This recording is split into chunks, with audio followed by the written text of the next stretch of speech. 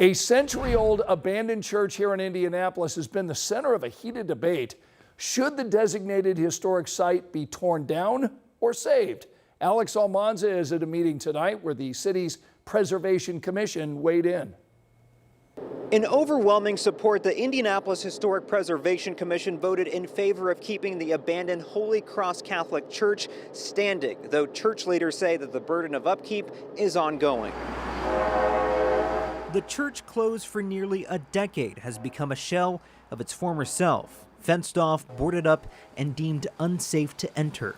Parish leaders at St. Philip Neri say they've spent nearly $80,000 last year alone just to maintain the vacant site, nearly 20% of their annual budget. They argue restoring the century-old church would cost as much as $8.5 million, while the property itself is worth only about $1 million.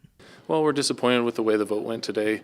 This is a continued infringement on St. Philip Neri Parish's religious liberty, and we don't think the city should insert itself in a church's prayerful discernment about how to steward its own property. But many neighbors and preservationists told commissioners demolition isn't the only answer. They point to other Catholic churches in Indiana that have been sold and reused and say Holy Cross deserves the same chance. It is not merely a collection of carefully stacked brick and stone.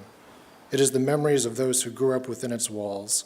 It is the soul and symbol of the neighborhood that surrounds it and which bears its name. Ultimately, commissioners agreed, claiming the parish hadn't shown an effort to find a buyer or explore reuse. They voted unanimously to reject demolition.